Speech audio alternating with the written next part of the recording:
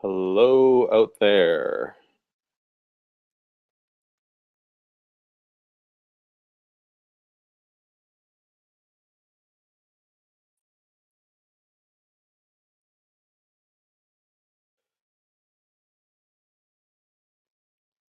If you're on the Google Hangout, we will just be starting in about 5 minutes. We'll just wait for more people to join. Hopefully you can hear me.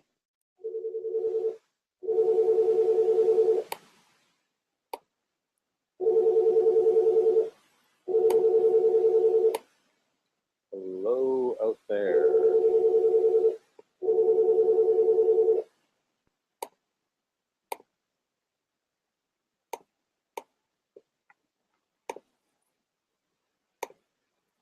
Again, if you're watching this, we'll be starting shortly. If you're on the Google Hangout, we will just be starting in about 5 minutes. We'll just wait for more people to join. Hopefully you can hear me.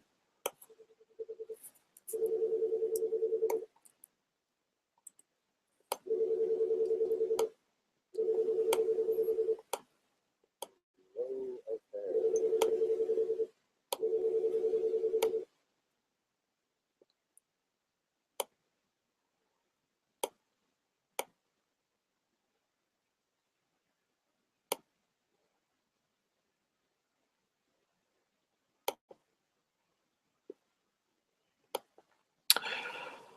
I see we have 2 viewers with us. Oh, 4 viewers. People are joining slowly. So if you guys are watching this, you'll probably just see me awkwardly sitting here for a while we wait for people to join.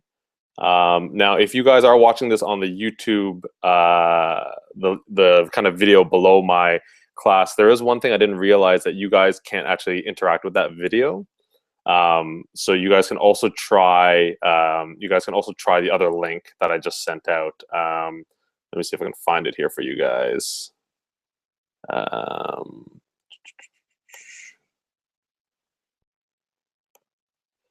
so this link right here.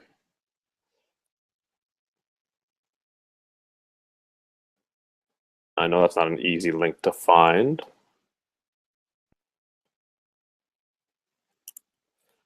See, there's an easy place I can put this on.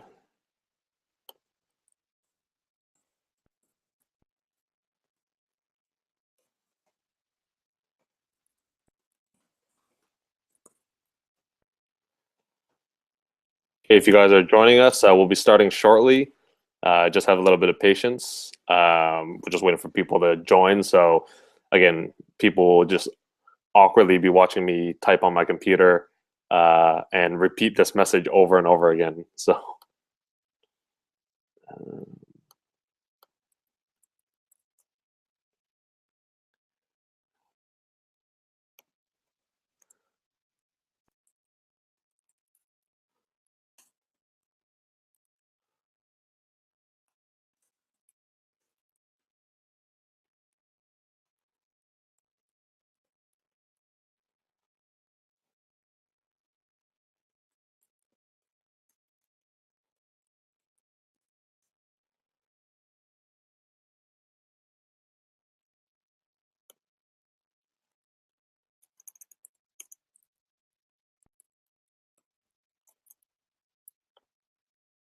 if you're just joining, once again, we will get started soon. Just awkwardly stare at this video broadcast while I wait for others to join.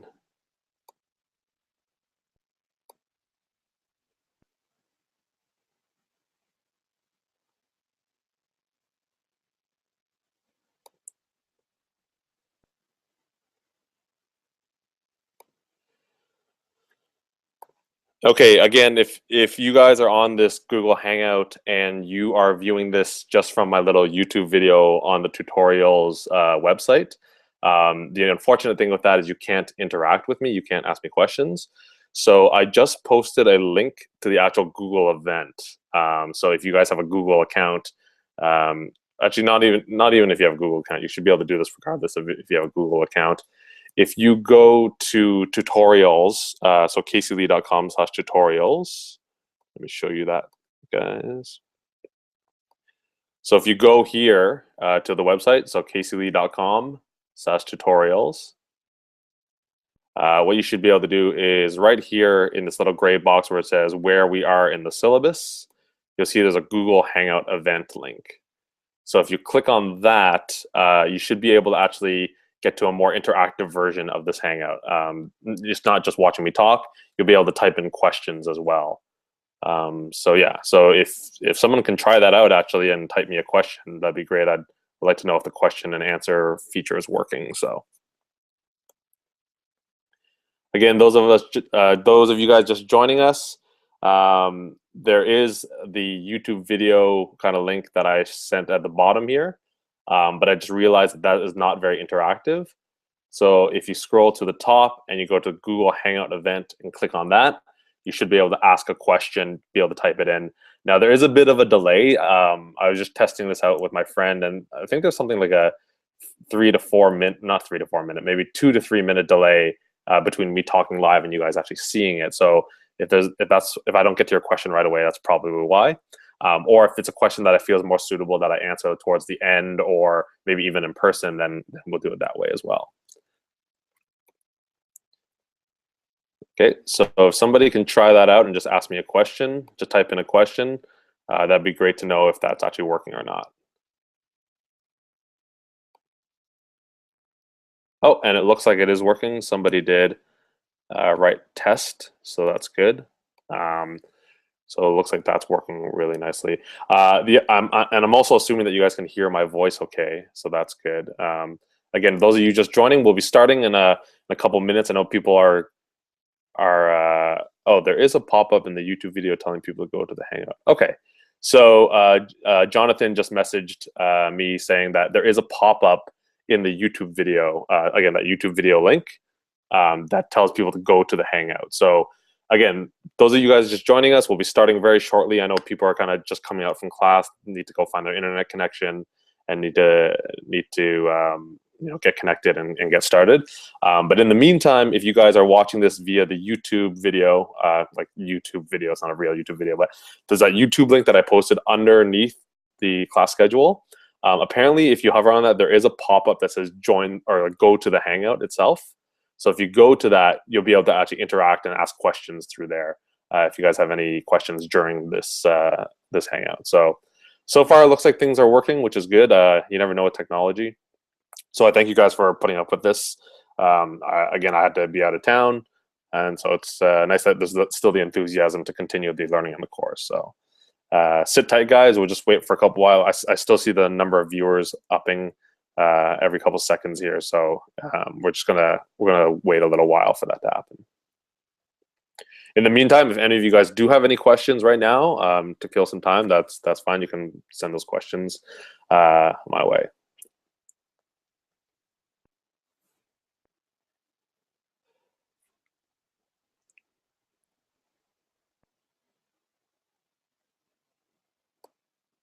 If any of you guys are curious what we're going to be covering today and whether it's worth sticking around or not, this is a CSS tutorial.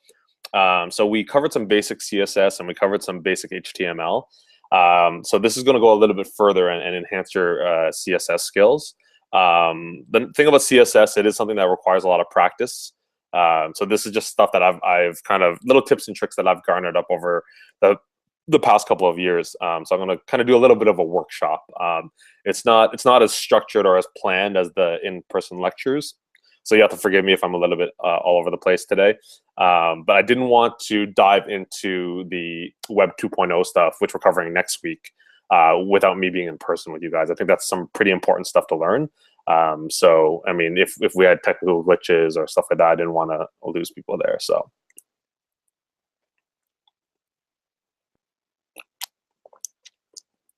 Again, big thanks to Jonathan. He's saying that there is a pop-up in that YouTube video. So if you're watching this just via YouTube video, you just click play, there is a pop-up there that says go to the Hangout. I'm assuming if you just hover on the video itself, you can go to the Hangout. If you do that, the big advantage is that you guys will be able to ask me questions as we go through this, which will be a big thing. So I'm just realizing that this part of the video, because this Google Live Hangout becomes a YouTube video after this. So I realized that these first 10 minutes of this video are going to be so boring for people. So Yeah, and again, if you just want to chat as well, while we wait, can you explain step 4 for installing the dev kit? Okay, so Jonathan has asked a question. While we wait, can you explain step 4 for installing the dev kit? Okay, so Jonathan, is that step 4 from my notes, or is it step 4 from like the official dev kit notes?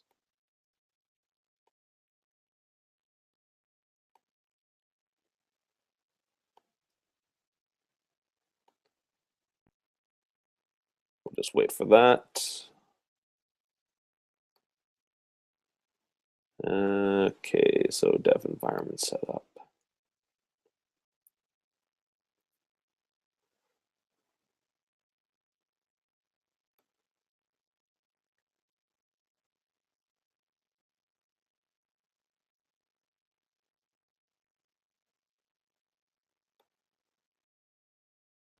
Jonathan, again, there's a bit of a delay, so I'm assuming what you're going to be talking about is this step here.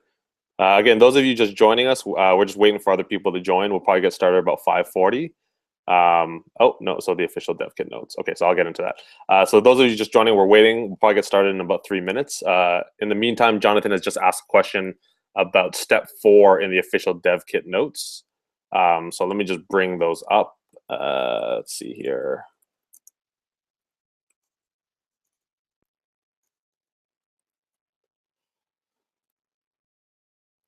Okay, so I'm just going to share my desktop. Hopefully you guys will be able to see that. Okay, so the dev kit, let's see here.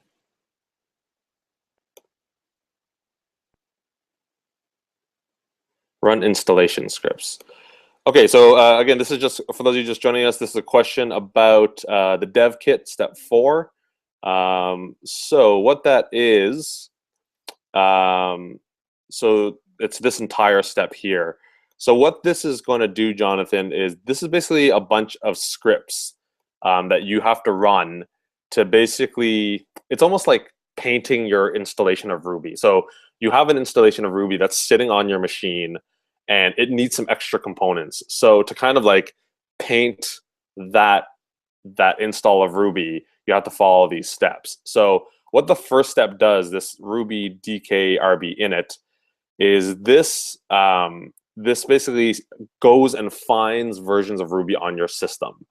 So this init is like initialized, right? So it's like preparing to paint these versions of Ruby. So it goes and tries to find them. Now, what happens is when the way it does that is it goes and finds these versions of Ruby and then puts them into this config.yaml file. So this config.yaml file. So what that does is it'll be a listing of Ruby installations. So it won't look exactly like this, but you'll basically have a file, and in that config.yaml file, you'll have something like C, Ruby 2.0 x64 or something like that. And then it may find other versions of Ruby if you happen to have other versions of Ruby installed as well. So that YAML file will look like this if the Ruby DKRB init succeeded. If it did not succeed, you have to manually edit that file and put in where you installed Ruby. If you just use the default installation, it'll probably be C Ruby, and you just have to put it in there. And I remember you need to add a dash in front of it as well. So this Ruby DK review, what that does is it basically just outputs this file. It just says, okay, you have initialized the config.yaml. This Ruby DK review, what that does is it basically it basically looks at that file and says, okay, this is what we're about to paint. Okay, we're about to paint this version of Ruby. We're about to paint this version of Ruby. So that's why this step, it's just a double check to make sure that config.yaml is working properly. If this doesn't output the versions of Ruby that you intend it to, then you have to go back and edit that config.yaml until this succeeds. So once you set all that up, it's basically ready. It's got the versions of Ruby that you want to paint and it's ready to paint those. So then you do Ruby DKRB install, and that paints those versions of Ruby. Again, I'm using the word paint as kind of a metaphor. It's basically putting certain libraries into that version of Ruby, and then you're done. Okay, so again, it's just a couple steps. The first step is to go find the versions of Ruby. The second step is just reviewing that it found the correct versions of Ruby. And the third step is to actually run the installation on those versions of Ruby. So hopefully that answered your question a little bit, Jonathan. If not, come talk to me before class or after class next week. So we're gonna get started. So. Okay, so we're gonna get started here. So again, everybody, thanks for joining us. Can somebody just type in the Q&A section to make sure that you guys can hear my voice and see my screen? I'll have to wait a couple of minutes because of the delay.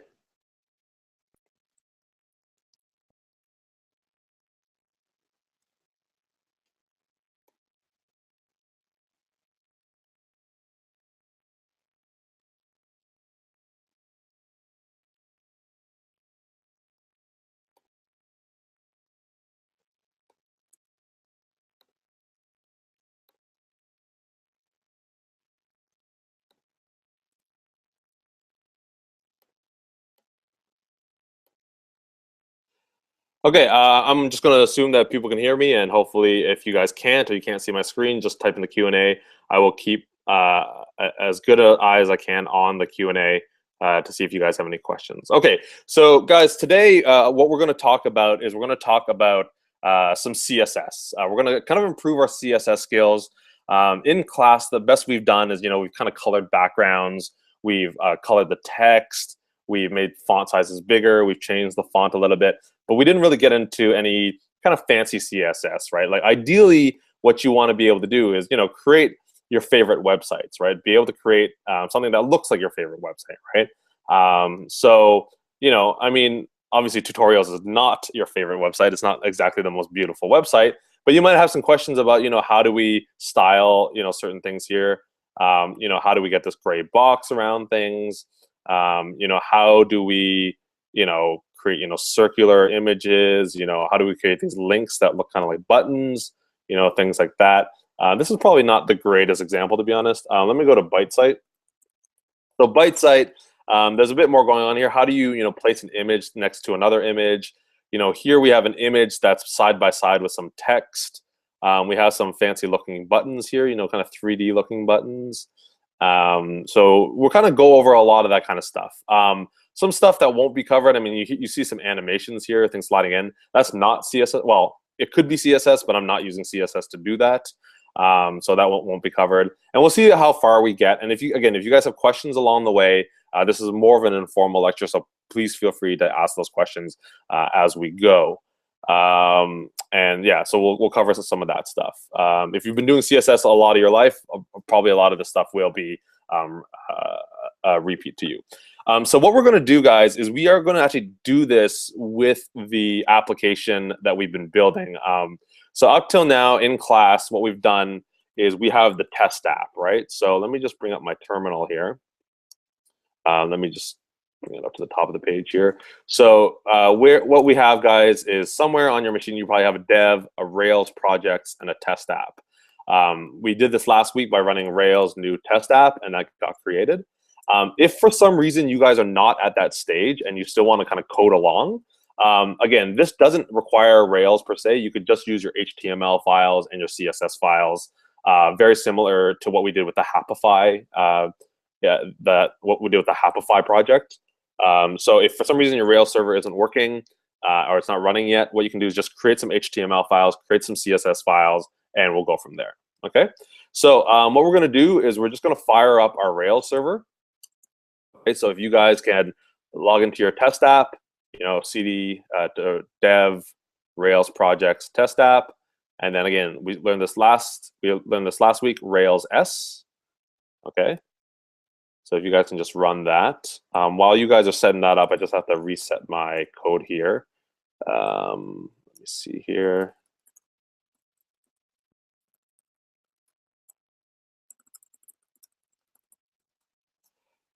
Okay, so this is running, and what we had last week is we went to localhost 3000, okay? And we had this. We got about this far. We created a index page, we created a about page, and we created a contact page, and we gave it a little bit of styling. Okay. Now again, just to catch you guys up in case this is not working on you, just to show you where I am. If you guys open up your Sublime, and if you guys just open up your test app folder. Okay, so for me, it's under Rails projects, test app. Okay, so we're in there. Just make sure there's no questions right now. Okay, so here we are. Okay, so our Rails server is running. So again, we should be able to go to localhost 3000 and we should see our index, our about.html, and our contact.html. Okay. And then in Sublime, the way we had this set up is under the public directory. We had created an about.html, we had created a contact.html, and we had created an index.html. And in each one of those, we basically had the same top bit of code. Okay, so we had our HTML head, all that stuff. And what's really important is we had this line here linking the style sheet. Okay, so the style.css, which also we have in the public folder. Okay, so that's on every single page, in the about page, the contact page, and the index page. And we added a little bit of styling. We gave the header a background. We gave the links no underlining. And when you hovered on the links, we gave them underlined. So you kind of had this effect, basically. When you hovered on the links, they were underlining. Okay, so that's the setup. That's what you need to understand the next hour or so of what we're doing. Okay, so what we're going to do is we are basically going to play around in the index.html and the style.css files. Okay, so again, if you have nothing else working, just get your index.html, get this in here, and then have a style.css file that you reference. Okay, and then you can open it up in here. Okay, so we're in the index.html. Okay, so we are going to play around in here and learn some fun CSS stuff. Okay.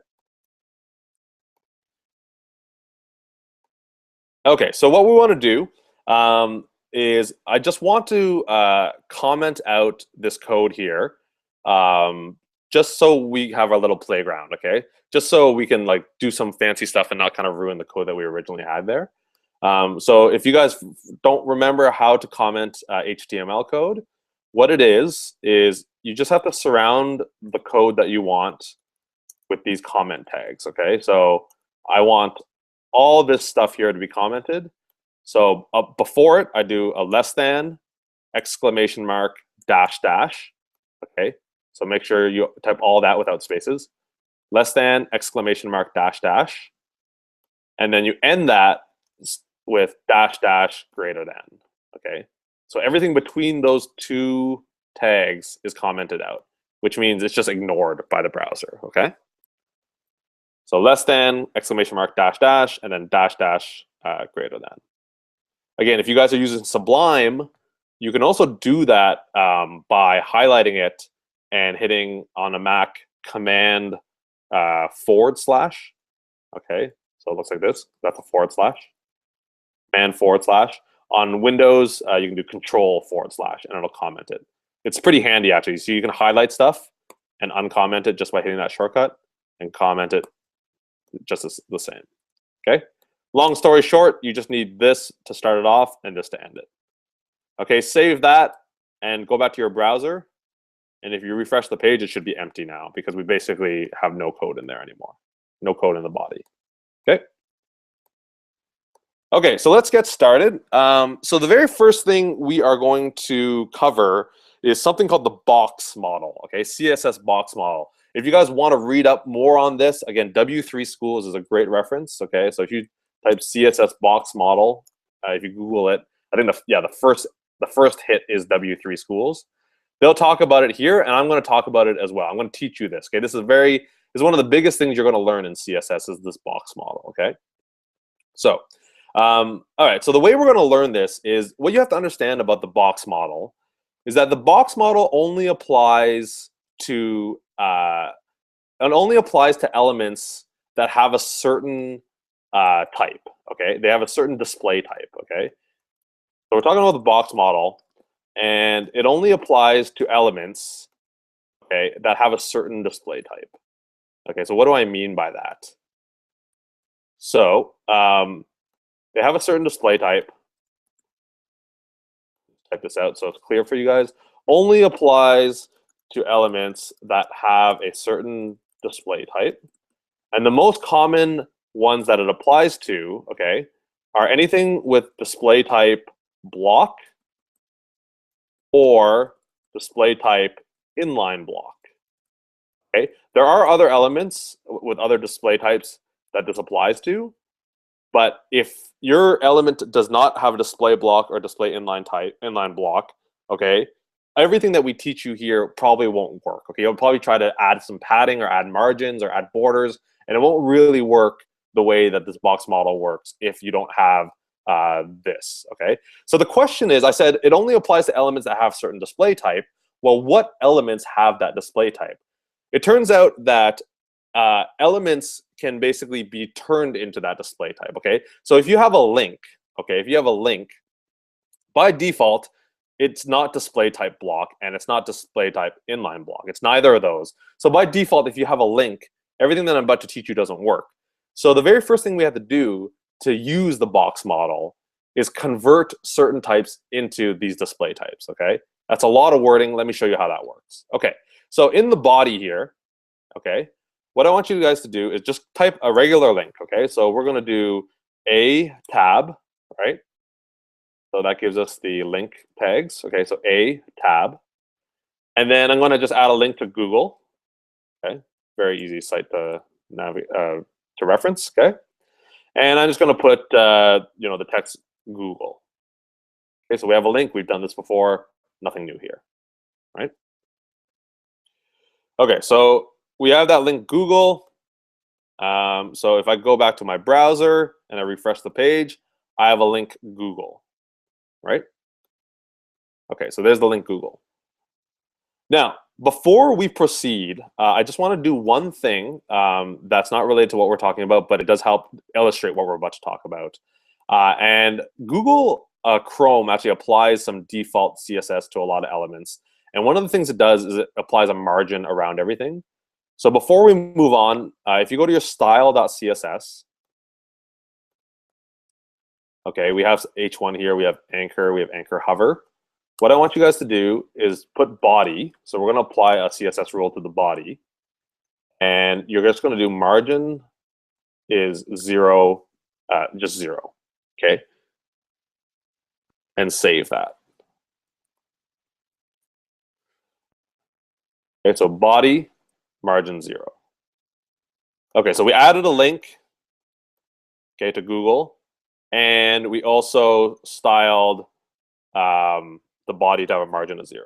So what we have is if we refresh the page, you'll see that now Google's kind of up in the left corner. Okay, so it's hugging the edges a bit more. All right, it helps me illustrate what I'm about to talk about in a couple seconds. Okay. Okay, so we have Google there. That link is nothing new. You guys should know that. Okay. Let's see here. Okay. All right. Thanks to Mehdi for letting me know that you guys can hear me. That's great. Okay, so now we're going to start talking about the box model. So in order for us to apply the box model rules and everything I'm about to teach you, we have to first tell the browser to say, okay, we're going to treat this link as a box model type. Okay, so we're going to treat it as one of these display types that I just talked about. Okay, either a display block or display inline block. Okay, so here's how we're going to do that.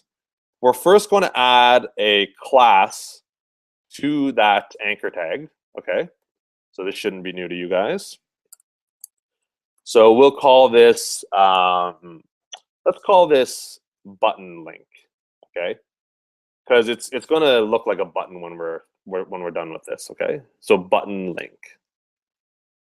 All right, so we have anchor tag and it has a class of button link. All right, call Google.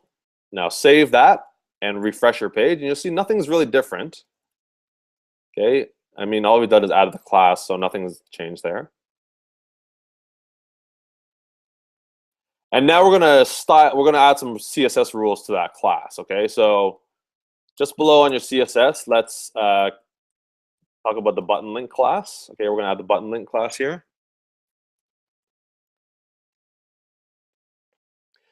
And what we're going to do is we're going to simply type the word, or we're going to give a CSS rule, display inline block. Okay, so now what that does is it basically says anything that has the class button link, okay, its display type is going to be inline block, which means you can picture it, it's going to be treated like a box. Okay, it's going to be like a box on your page. Okay, and I'll explain the difference between inline and not inline later. But now we're treating that link like a box. Okay, it's like a box that's sitting on your site here. Okay, so if we refresh again, nothing has really changed. Okay, nothing has changed if I refresh the page. But now that we have this display inline block, we can start doing some really cool stuff with this actual link. Okay, we can basically apply what's called the box model, which we're about to learn right now. Okay, so again, the setup is you have a link, you have a class on that link called button-link, and you have a CSS rule on that class called display inline block. Okay. All right. So what we're going to do is we are going to add a let's make this link very big in size, so it's easier to see on the Google Hangout. Okay. So the first thing we're going to do is going to do font size, and let's do 50 pixels. You guys don't have to do it this big because you can see it on your own screen.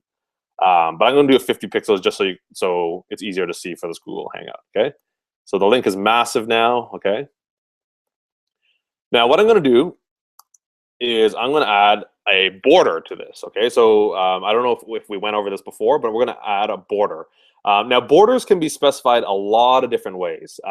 You can specify its color, if it's solid or dashed, if it's 10 pixels big, if it's 5 pixels big, and you can specify that all in separate properties. Okay, you can do things like this: border width, 5 pixels, border color blue, stuff like that. Okay.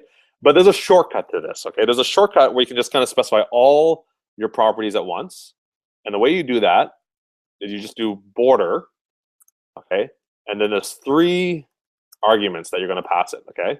The first argument is the width. The second is if it's solid or dashed, like the type, basically. And the third is the color, okay? So the way this looks is I'm going to make it a 1 pixel border. I'm going to make it solid. And I'm going to make it black. Okay, so I'm adding a border around my button link now. Okay, so border, 1 pixel, solid, black. All right, so let's see what that looks like. So refresh, boom, there we go.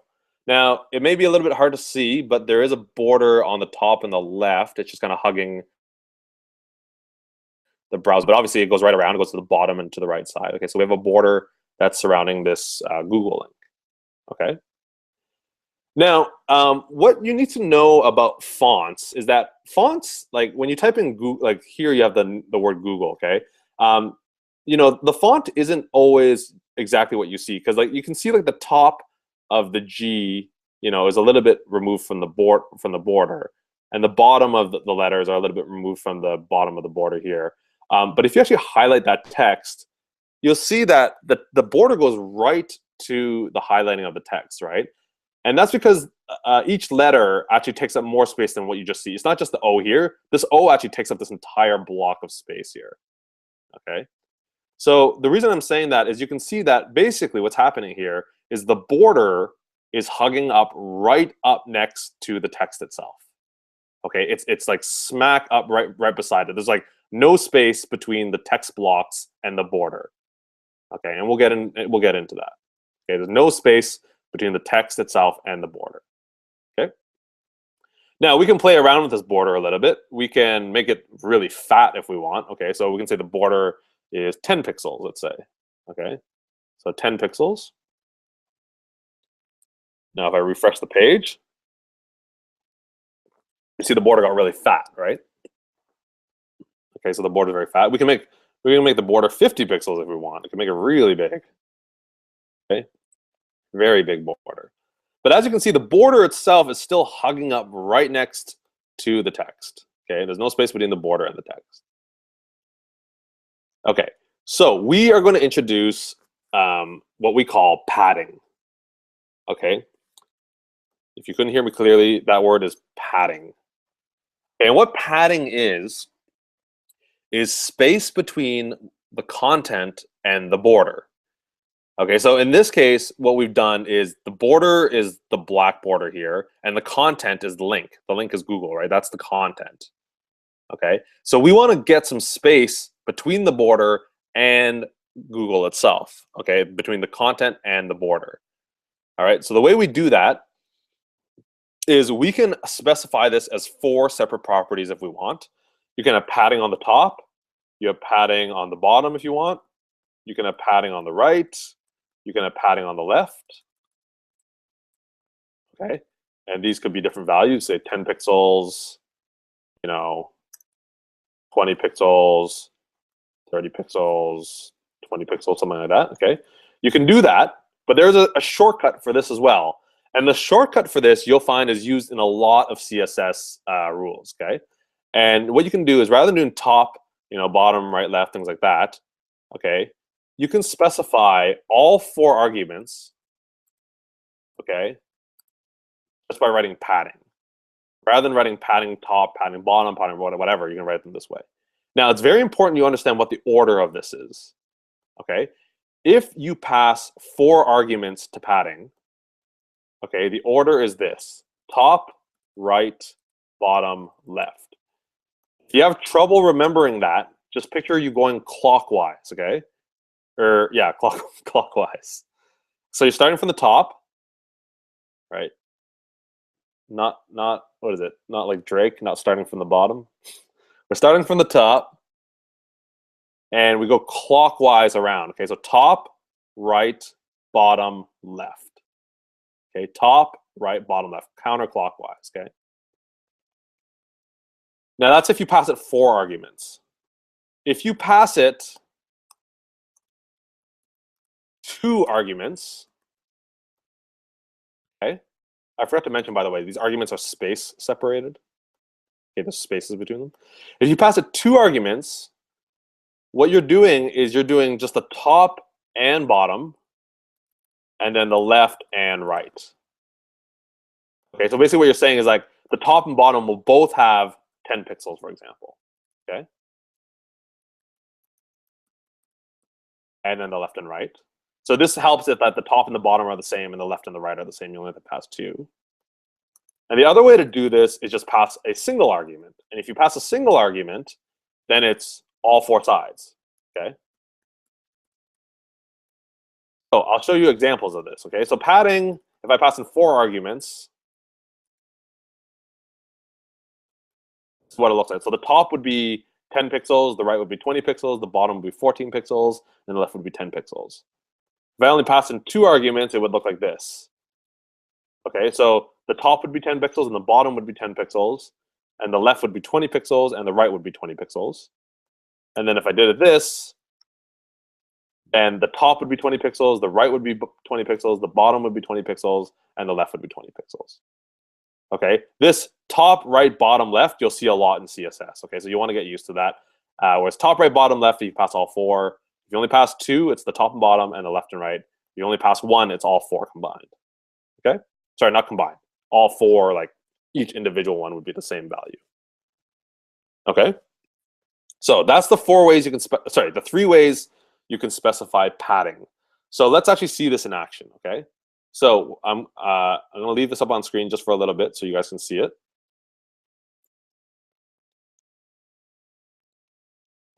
I'll just check on questions if anybody has any questions in the meantime. Nope. Okay. Okay, so we got the top, right, bottom, left, top and bottom, left and right. And you know what I'll do? I'm just going to comment this out so people can still see it in case they're falling behind. It won't actually affect my code. I'm just leaving this here as reference for you guys, okay? But I'm going to put the actual padding here, okay? So if you're caught up, we're going to actually introduce some padding here, okay? So the first example I'm going to do is I'm going to just do 1 argument, okay? So I'm going to do 30 pixels. So what that means is I'm going to have a top of 30 pixels, a right of 30 pixels, a bottom of 30 pixels, and a left of 30 pixels. Now remember, I talked about all this and I didn't like, let's get back to what this is. Padding is the spacing between your content, so in this case, the Google word, and the border, in this case, the black border. Okay, so I'm going to do padding 30 pixels, and I'm going to refresh the page. Boom. Okay, so now you can see if I highlight Google, okay, if I take my mouse and just highlight it, you'll see now the border is not put right up against that highlighting, right? There's some space between it. There's space between the word Google and the border. Now there's 30 pixels from the top, the right, the bottom, and the left. There's 30 pixels all around this, okay? So that's what the padding is. The padding gives you room between the link, or sorry, between the content and the border. Okay, so if I increase this, so let's say like 50 pixels, now there's more space around the border. Okay, so if I highlight that text, okay, now there's 50 pixels between the border and the content itself. Okay, now interestingly, the thing to know about padding is that padding is still considered kind of part of the element. Okay, what do I mean by that? That padding space is still considered part of the link. So if I hover, okay, you'll see if I hover on that padding area, okay, that link is still being highlighted, okay? In fact, the border is as well. Okay, the border and the padding, both those areas are still considered part of the functional part of the element, okay? Because the link is something you click on, right? So if you add padding to it and you add a border to it, the border and the padding still count as part of the link in terms of functionality, in terms of clicking on it. So I can click on the actual border, okay, and it'll still lead me to Google. I can click on the padding area and it still leads me to Google. Okay. So the padding and the border are ways to kind of like extend the look of your element, okay? But they still take on the functionality of that element. So really this link is this entire box, this huge border and padding and content. It's all part of the link. Okay. Now let's say we don't like. Let's say okay, we like the padding on the top and the bottom. Okay, that's nice. We have a nice room on top and the bottom. But the left and the right seem a little bit, squashed. I want padding on left and the right to be a bit bigger. Okay, so that way we'll use the 2-argument version of this. Okay, so 50 pixels for the top and the bottom, and let's say 75 pixels for the left and the right. We'll refresh that. Okay, so you can see now the left and the right have wider padding than the top and the bottom. Okay. Now, just a reminder, this only works if the button is inline block or block display type. Okay. If you didn't have this line, a lot of this stuff wouldn't work. Okay. Now, let's say, okay, I like the top, I like the left, I like the right, but I want a huge padding on the bottom. I want this link to be kind of really artsy, and I want some space in the bottom here. So if you want to specify the bottom differently, then you have to use all 4. Okay, so what I'm going to do is I'm going to say, so the top is going to be 50 pixels, the right is going to be 75 pixels, the bottom, let's say, is going to be 100 pixels, and then the left is going to be another 75 pixels. Okay, there we go. Now the bottom is a big space, top is 75, left and right are both 75. Or sorry, left and right are both 75, top is 50. Okay, so that's padding. Okay, so again, border and padding are all still part of the element. Okay, so border, part of the element, padding is part of the element, and then the element itself, the content in the middle here. Okay, so that was content, and around the content you have the padding, and around the padding you have the border. Okay, no matter what size the padding and the border are. Okay, again, the border could be 1 pixel if you want. Okay, and you'd still have that kind of padding. Okay, all right, so that's how you control that. Now, the last thing I'm going to show you actually only deals with the element and how it's spaced between other elements. Okay, so in order for me to show you this, I want to create another element that's going to have the same properties. Okay, so if we go back to index.html, I'm just going to create another link. Okay, right beside this one. Okay. Now, I want to note one thing. If we put this on another line, what's going to happen is it's going to think that there's a space between the links. So for this purpose, I don't want to put it on another line. Okay, so on the exact same line, if you guys can type another link, okay, so a tab, and I'm going to do bite site for shameless promotion.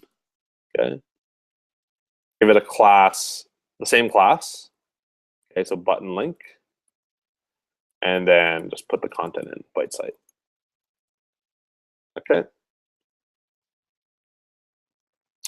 So what we have here, now there are other ways around this, by the way, but for these teaching purposes, it's easier to show it this way. Okay, so we have a link here to Google, and directly beside it, we have another link to bite site, and they both have a class of button link. Okay, so again, everything that we just did should apply to the bite site link as well. So it should have a border, it should have padding as well. Okay, so Google and bite site. Okay, so save that. Now if I refresh the page, okay, my browser's just not wide enough here. Okay, there we go. So we have the two sites, the two links right side by side. If your browser is too narrow, it'll push it onto the next line. So just widen your browser a bit. So here we go. We have the Google link on the left, and we have the bite site link on the right.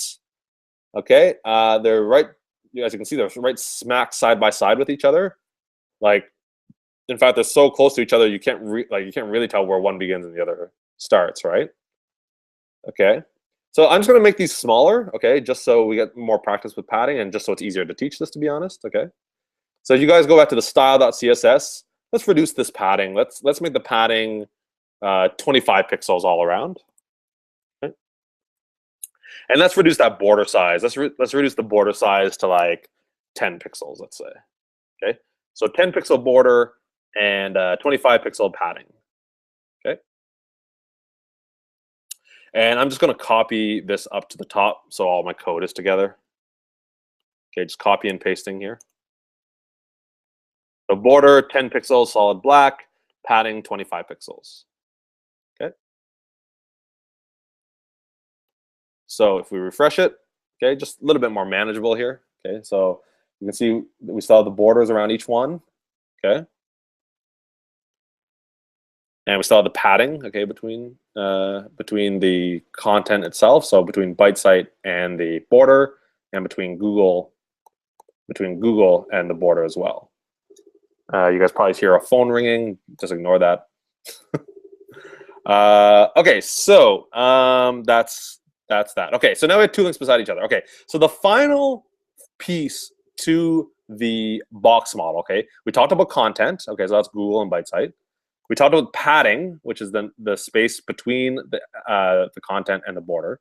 We talked about the border itself. The last bit is what we call margin. Okay, so margin is the space between your element's border and everything that surrounds it. Okay, so let's take a look at the Google link here. Okay, the Google link is surrounded by at the top by the browser, surrounded by the left by the browser, surrounded by the bottom by nothing. That's just white space, and surrounded by the right by bite site. Right. So if we look all around Google, there's the browser on the upper border. On the left, there's basically the edge of the browser. Bottom, there's nothing. On the right, there's the bite site link. Right. If we look at Google, now let's look at bite site itself. Bite site on the left has Google. On the bottom has nothing. On the right has nothing. On the top has the browser. Right. So what if we wanted space all around each one of these links, any button link, okay? That's where margin comes into play. Okay? Now, margin is very similar to padding in the sense that you can specify margin top, margin bottom,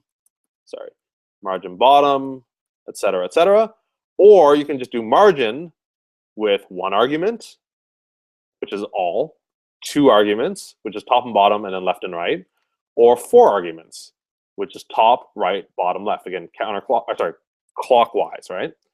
So same rules as padding, but this is the space outside the border, okay, before another element starts.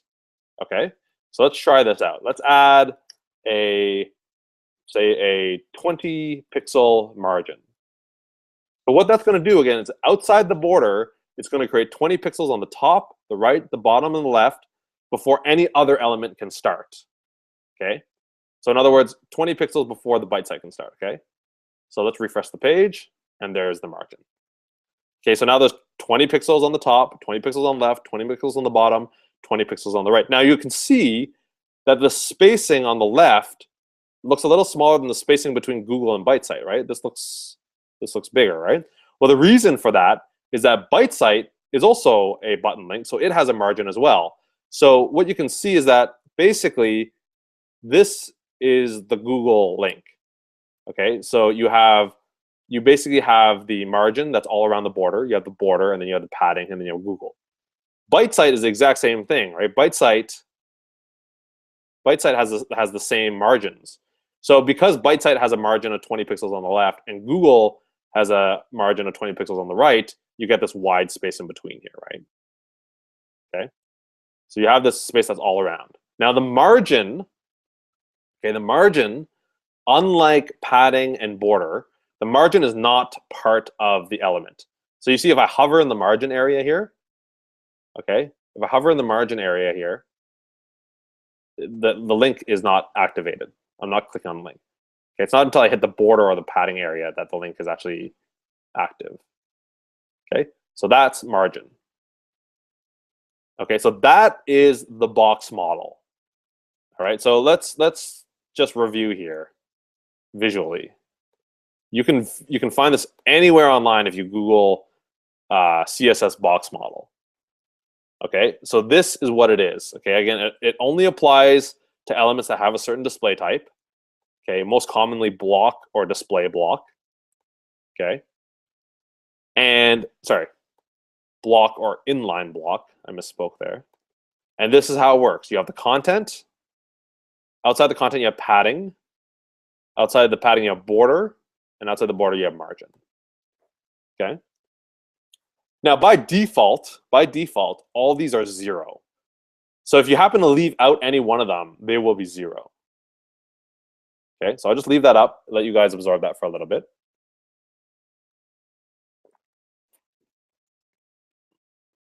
Let's check on any questions.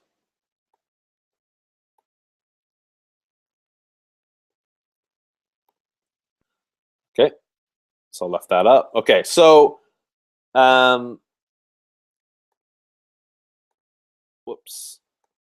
Okay, so there we go. Okay, so that is the box model. Okay, so again, if we were to take away the padding, okay, you'll see it reduces down to 0. Okay, and if I add the padding, it's back there. Okay, so it's very important to understand this. This padding, this margin, border. It is very important to know the difference between margin and padding. That's one that people get confused a lot with, especially if you talk about something that doesn't have a border. Right? If I remove the border from this, okay, let me just show you what happens if I remove the border. Okay, I just removed the border. Now it might be very hard to figure out what is constituting the spacing here, right? And what you have is you have white padding, okay, and then you have white margin, and then you have white margin from the byte site, and then you have white padding for the byte site as well. Okay, so a lot of things you will be adding padding and margins to things that don't have borders, and sometimes it's very easy to mix up what those are. Okay, the best way I can differentiate it for you is that padding, again, is part of the element.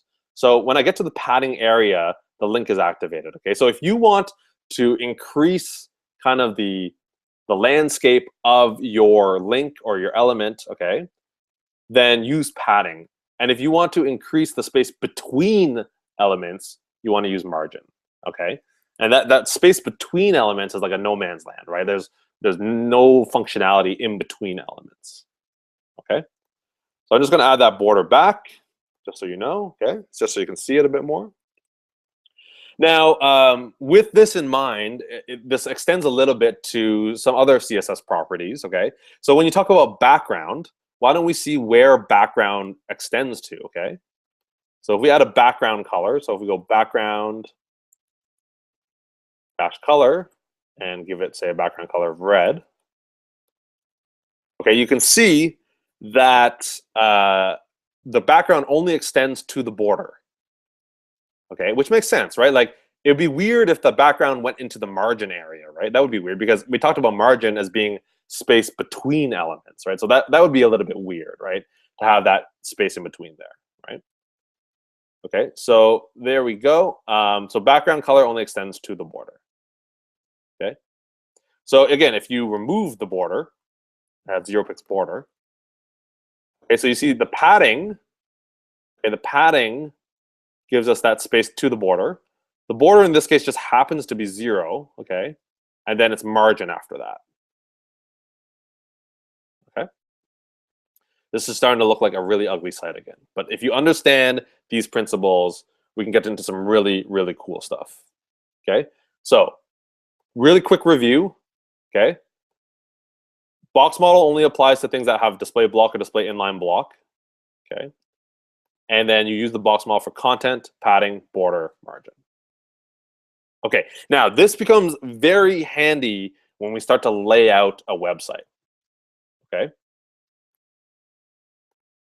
All right, so there we go. So that's all saved. Now, what I want to do is I want to go use the About page, okay, as our second playground. Okay, because I don't want to lose this, so you guys can reference this on in your like after the class. You guys can reference this. Okay, so I'm going to use the About page as my second playground. Okay, to teach the next little lesson. Okay, so if we go to the About page, whoops. If we go to the About page, I'm going to comment this out. Okay. Again, you can highlight it all and just hit Command /, or you can manually type in this opening and then this closing.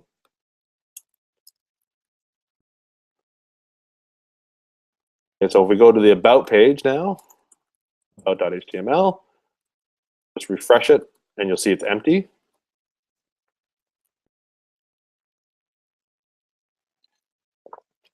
We are now going to talk about using this box model with divs.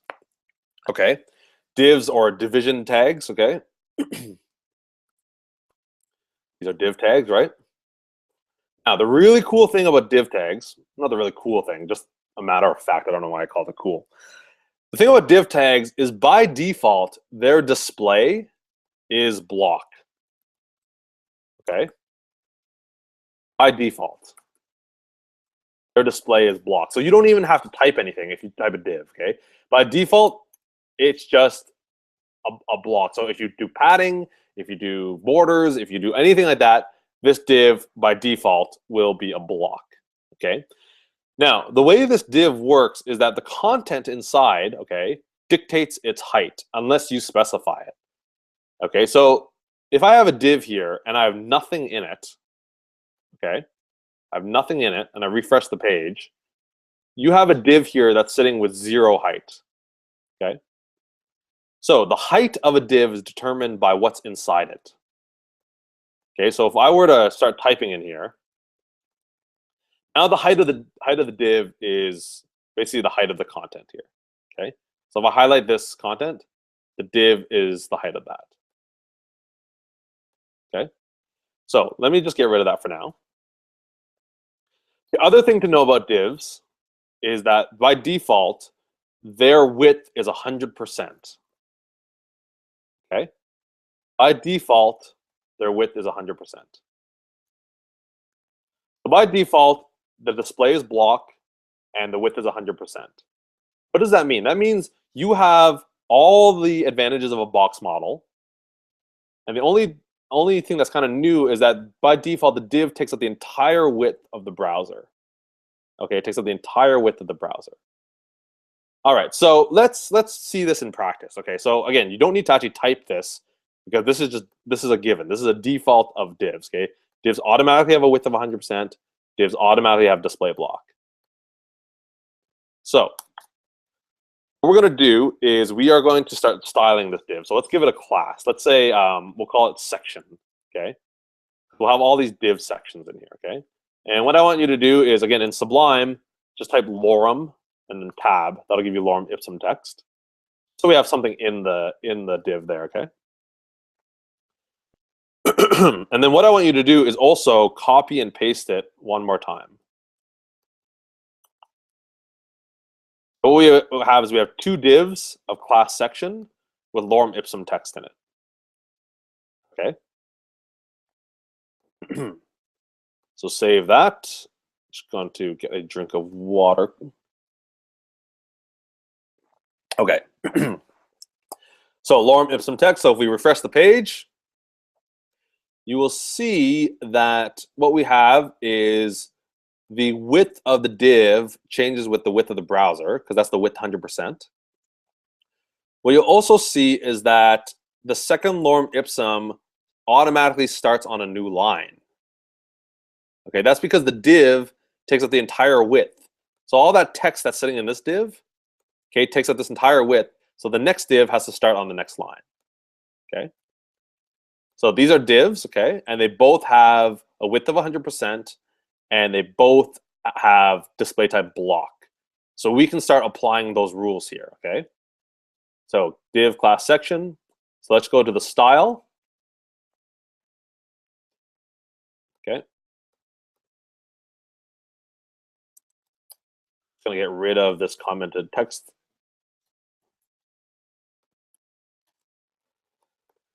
Okay, and we are going to style the section class. Okay.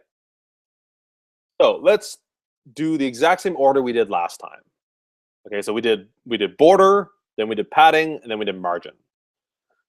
Okay, so let's do this. So let's add a border to the div called section. Okay, so we'll do, let's say, 10 pixels, solid, and gray. Okay, so we added a border to the section, and if we refresh the page, you'll see, there we go. So you see, we didn't have to do display block or display inline block. Okay, because divs automatically have that. Okay, so border 10 pixel solid gray. There we go.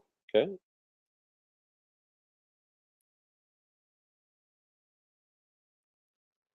Now, what I want to do is I want to add some padding. Okay, I want some space between the border and the text itself. Okay, so between the content, which is the text, and the border. So let's add. Whoops. Let's add some padding. Say 15 pixels. Boom. Okay, so now I have space between the text and the border. Now, lastly, I want to have some space between my actual sections, so between the elements. So I can add some margin. So let's say 20 pixels. Bam. Okay. Now, the interesting thing here is that, like, you see, because I only passed in one argument for margin, I have 20 pixels all around each one, right?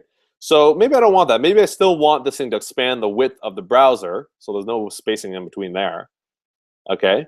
But I still want spacing from top and bottom.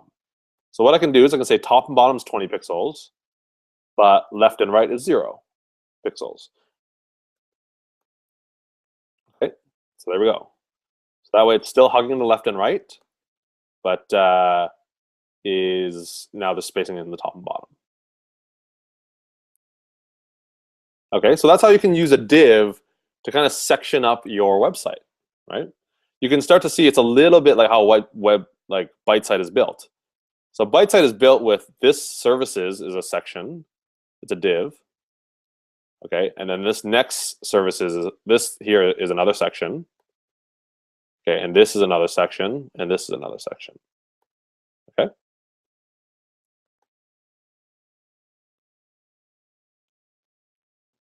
Okay. Now, we don't have that much time left. We usually end class around 6:45 or so, so people can get to the next class. So what I want to do next, guys, is using this knowledge, I want to show you a CSS paradigm that's used all over the place, and it's called the container. Okay, so we're going to build on this, okay? But before we do that, what I want to do is I want to change each one of these sections, okay, to be called container. Okay? So each one of these sections here, I want you guys to change that to container.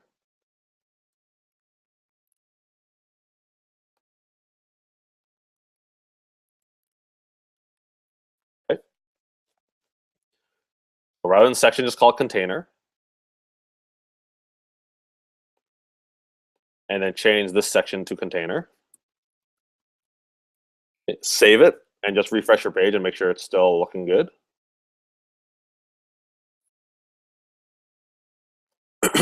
Now, what a container is a way to make all your website content fit within a certain width. Okay, you probably see this all over the place. I like, there's so many websites that use it. Okay, so Bitesite as an example. Okay, if I make my browser really wide, you see the content is all still within this kind of narrow column here, right? It's all within this narrow column, which we call the container. So the width is kind of contained within there. Okay. So I'm going to show you how to contain your elements in a width like that, okay? So right now, all my elements are 100% width, so they take up the full page, right? So I want to contain that width. So what I can do, remember what I said is by default, divs have a width of 100%. That means they span the width of the browser, no matter how wide the browser is, okay? 100%. So what we're going to do is we're going to override that width for this container, okay? So what we're going to do is we're going to do width. By default, this is 100%. Okay, so we're going to override that with our own width, and a very common width to use. Okay, or at least it was before resolutions and responsive design came into play, was 960 pixels. Okay, there's something called the 960 grid system, which you guys can read about, but it's a very common width to do. Okay, so you can do 960 pixels. So no longer will these divs span the width of the browser. You can see, okay, now if the browser is wider than 960 pixels, they just stay the width of 960. Okay. Now, again, responsive design is a little bit outside the scope of this lecture, but we might get to that later in later courses. Okay. Okay, so you can see no matter how wide I make this, okay, that all the content is contained within a 960 pixel width. Now, the problem is it's kind of left justified, right? We want to get something where it's centered, right? We want to get something where it's centered like this, right? So the way we do that, here's a little trick, okay? If you have something that is of type display block, okay, and its width is less than the width of its outermost element, so in this case, being the browser, okay? Again, we don't have to type this because that's by default. I'm just typing it as I talk so you guys know what I'm talking about. The way to center it, okay, is by giving the left margin and the right margin a value of auto, okay, AUTO. If you give it a left auto and a right auto margin, these divs will center themselves, okay? So let's look at our margins. Our margins right now are 20 pixels and 0 pixels. So all we have to do is change 0 pixels to auto. Okay. So we have 20 pixels, top and bottom, left and right margins are auto. If you do that and refresh the page, you'll see it's actually centered. Now we're getting somewhere.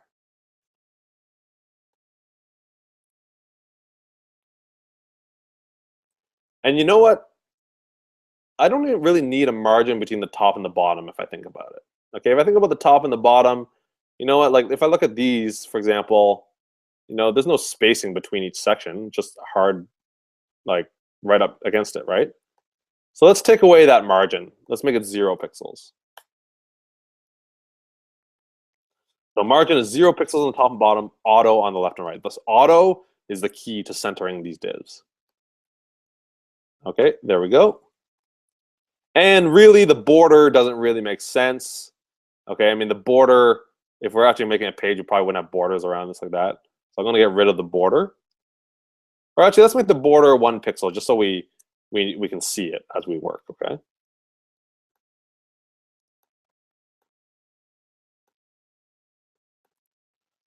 Okay, there we go.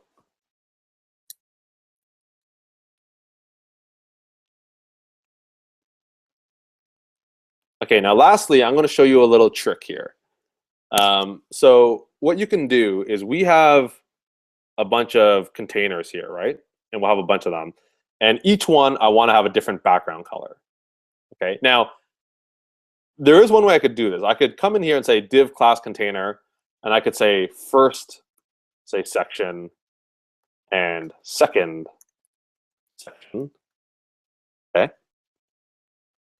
And if I go into here and I give the first section background color of say like a light gray, and I give the second section a background color of kind of a darker gray, we get this. Okay. Make that a bit darker so you can see it a little better. Okay. Now that's all well and good, but you know, modern websites, the backgrounds extend beyond this container, right? Like you have a Byte site, I mean the container is here, but the background goes past that. So I'm going to show you a little paradigm to achieve that. Okay, the way we achieve that is we are going to put a div around each container that is still 100%. Okay, so go to the About page. Now here's what I'm going to do. So this is the first container. Okay, I'm just going to get rid of that first section because that was just the demo. Get rid of the second section. Okay, so this is a div here. We're going to put a div around this container and around this container as well. We're going to put a div around each container. Okay, so put a div. Okay, and just copy and paste or cut and paste the container inside that div. Okay, you could have just typed div on the outside as well if you wanted. Okay, so all I did is put a div around our original container. And I'm going to do the same thing with the div below it, okay?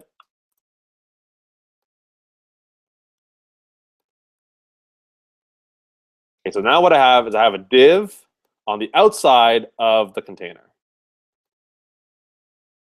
Now the container, remember, we've made it width of 960 pixels and centered. Okay, but we haven't affected this outer div. The outer div is still 100% width. Okay, still 100% width. Okay, and it takes up the entire width there. Okay, so we have a 100% width div, and then within that div we have a container div that's 960 pixels wide. Okay, so let's save that and refresh. Okay, so what we have is we have a div that is taking up this entire space here. Okay, we have a div that's taking this entire space up here. And then inside that div, okay, we have another div, which is called container, which is only taking up this 960 pixels here. Okay, let me demonstrate that. Let's give this class outer div, just so you can see what I'm talking about.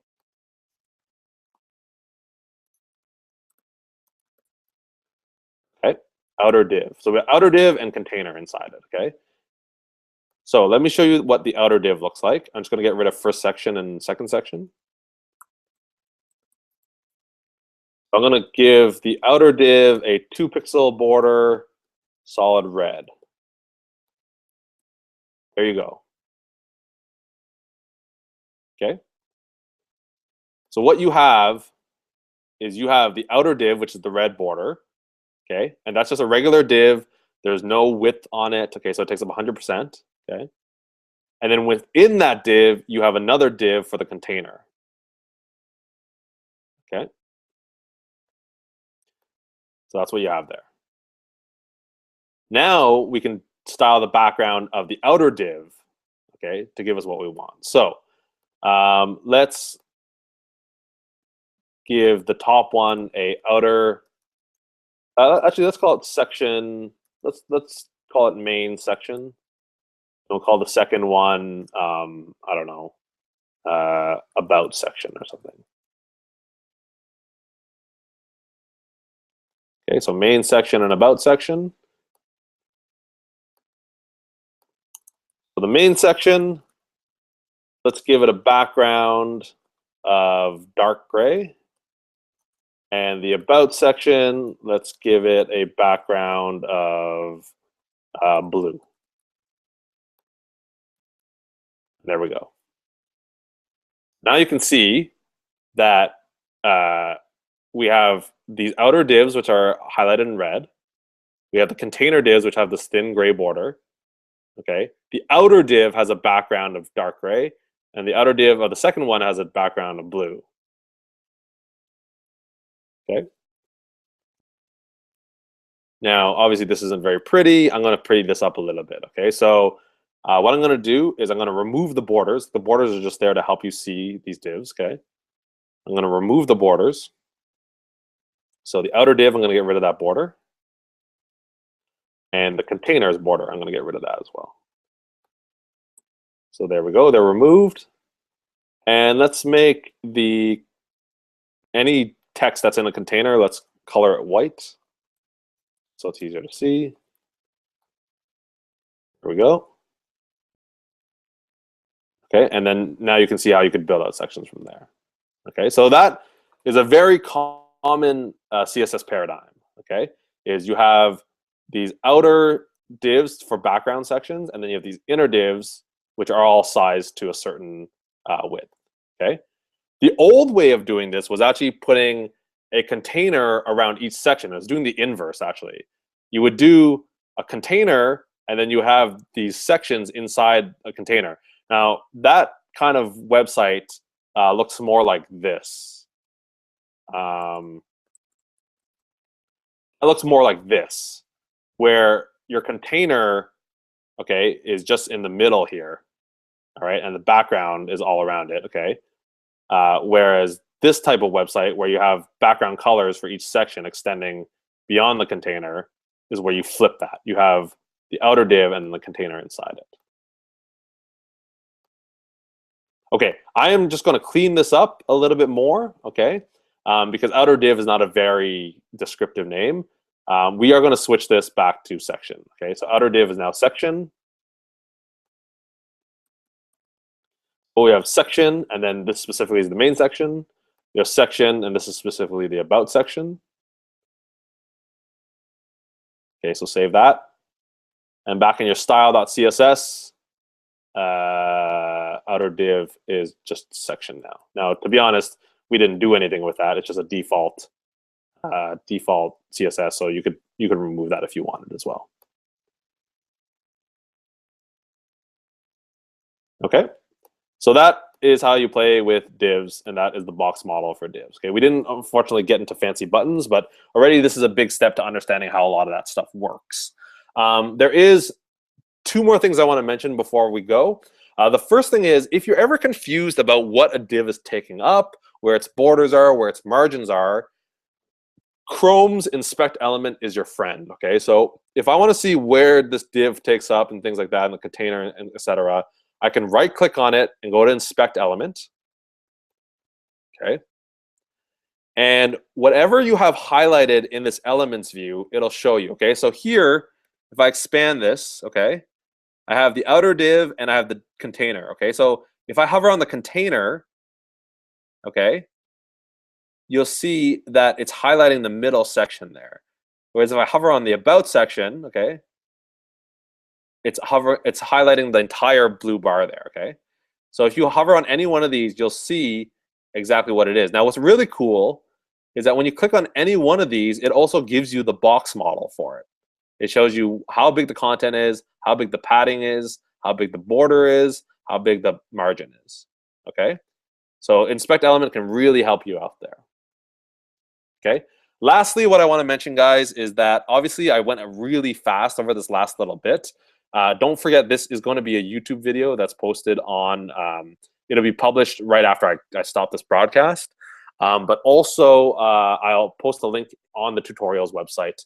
If you guys are not in the class and you just happen to stumble upon this Google Hangout, what I'm talking about is caseylee.com/tutorials.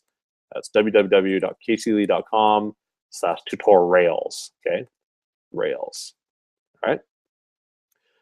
Okay, so hopefully you guys now have an idea of how to lay out a website. Okay, so this is the beginnings to laying out a website. Okay, I'll quickly show you what I would do after this point. Okay, I would put some headers here. So welcome.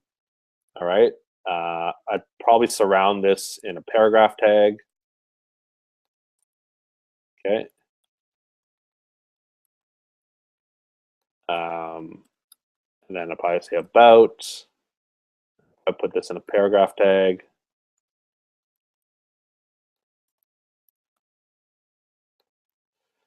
Okay, and this is kind of what it would look like. And then my H1s are just kind of styled bad, so I just get rid of that styling. So this is kind of what I would do. Okay, so you can see it can build out really nicely. Okay, maybe I'd center my headers. And you can start to see the page come together that way. Okay, so hopefully, guys, this has given you some inspiration on how to style a nice website. This works really well for one-pager websites. At this point, if you have any questions, please type them in the Q&A right now because we only have about 5 minutes left, and maybe I'll get to those before we end the broadcast.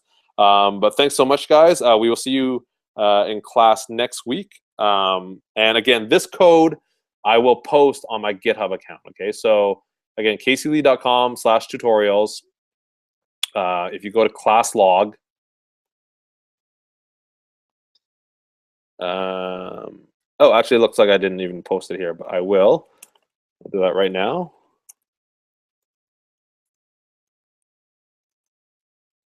Okay, so November 19th. Okay, you can see all the code at my GitHub account.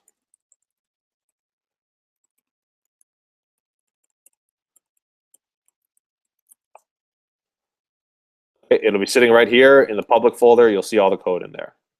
Okay. Okay, let me just check if there's any questions. Let's wait a little while longer. In the meantime, I will check in that code.